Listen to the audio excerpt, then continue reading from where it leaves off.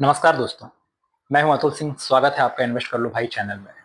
दोस्तों, कभी किसी कंपनी की कहानी सिर्फ बैलेंस शीट्स में नहीं बल्कि उसके विजन में लिखी जाती है। एक ऐसा विजन जो डिकेड्स पुराने बिजनेस को नए जमाने की एनर्जी में बदल दे।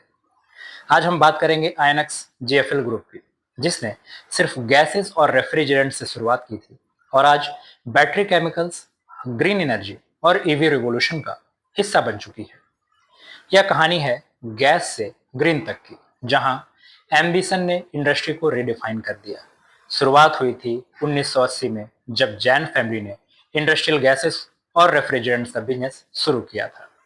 आईएनएक्स ग्रुप ने डिकेड्स तक इंडिया के मैन्युफैक्चरिंग और हेल्थ केयर इंडस्ट्रीज को ऑक्सीजन और इंडस्ट्रियल गैस सप्लाई।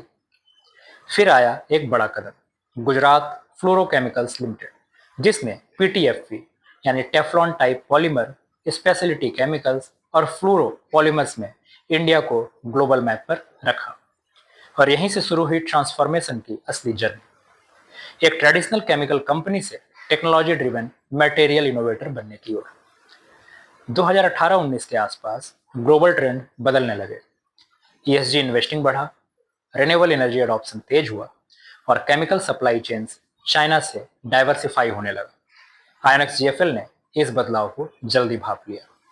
उन्होंने अपनी कोर केमिकल स्ट्रेंथ को यूज करके रिन्यूएबल्स और ईवी बैटरी इकोसिस्टम के लिए न्यू एज मटेरियल्स बनाने शुरू कर दिए। इस डिसीजन ने कंपनी को सिर्फ रेलेवेंट नहीं रखा, बल्कि नेक्स्ट ग्रोथ वेव पर बिठा दिया।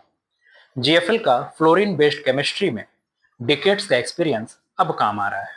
बैटरी, सोलर, विंड और सेमीकंडक्टर के रॉ मटेरियल्स बनाने।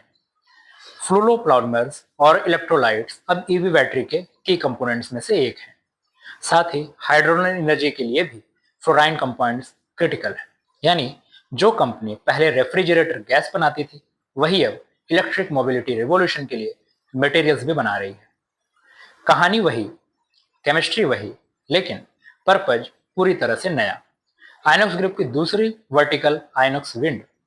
एक वक्त था जब विंड एनर्जी स्ट्रगलिंग फेज में थी। पॉलिसी डिलेज होते थे, टैरिफ के इशू थे, डिस्कॉम को लॉसेस होते थे। सब ने सेक्टर को पीछे की तरफ खींचा, यानी नीचे की तरफ। लेकिन आइनॉक्स ने पेशेंस रखा। आज सिचुएशन बदल चुकी है।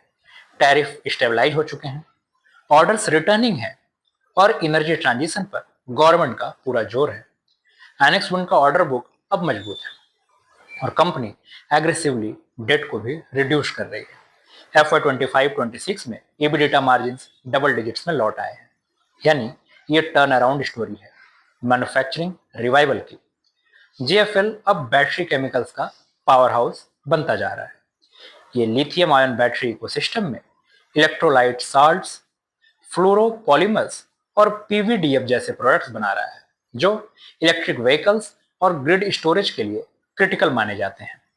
अगर ग्लोबल बेंचमार्क की बात करें तो ड्यूपॉन्ट, डोंग्यू, डाइकेन, इनके साथ जीएफएल ग्लोबल कंपटीशन में खड़ा है। कंपनी की आर&डी फैसिलिटीज दहेज और रंजीत नगर में एडवांस्ड लैब के साथ बिल्डअप की गई है।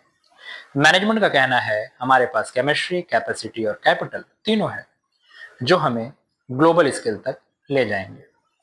यह clean corporate structure capital market के लिए क्लैरिटी लाता है।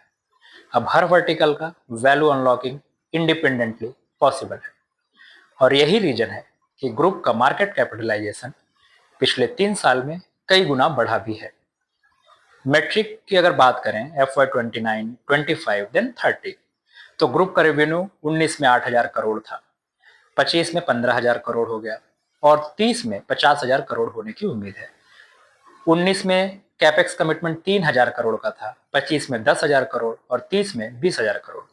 विंड ऑर्डर बुक 19 में 2,500, अभी 7,000 करोड़ और भी बढ़ रहा है। डेट इक्विटी रेशियो 19 में 1.1 था, अभी 0.6 और आगे जाके 0.5 से कम होने की उम्मीद है।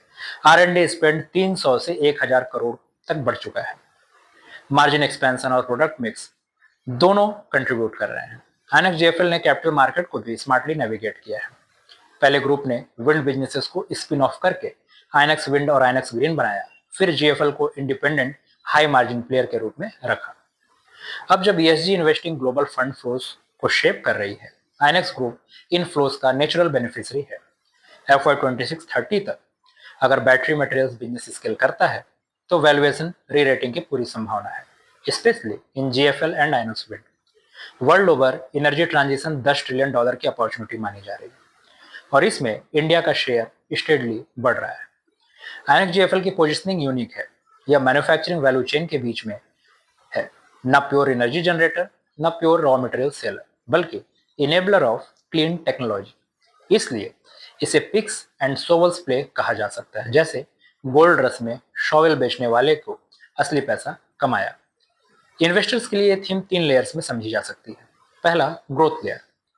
जीएफएल का केमिकल्स और बैटरी मटेरियल्स बिजनेस FY26-30 में 20 से 25% CAGR डिलीवर कर सकता है। टर्न अराउंड लेयर की बात करें तो आइनॉक्स विंड प्रॉफिटेबिलिटी में वापस आ चुका है। ऑर्डर बुक विजिबिलिटी और डेट रिडक्शन फ्यूचर ट्रिगर हो सकते हैं। तीसरा, stability layer. Inox green steady OM cash flow देता है, जो रेट लाइक एन्युटी मॉडल है। इन तीनों के पोर्टफोलियो एक्सपोजर से आप पूरे ग्रीन एनर्जी इकोसिस्टम में इनडायरेक्टली इन्वेस्ट कर सकते हैं। देवांश जैन कंपनी के एमडी कहते हैं, हम सिर्फ रिन्यूएबल प्लेयर नहीं, ग्लोबल मटेरियल इनोवेटर बनना चाहते हैं।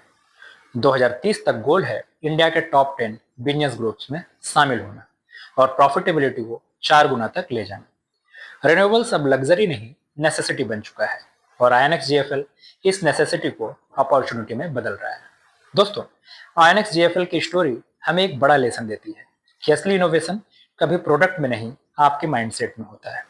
जिस कंपनी ने डिकेड्स तक गैस बेची, वही आज क्लीन एनर्जी सॉल्यूशंस की लीडर बन रही है।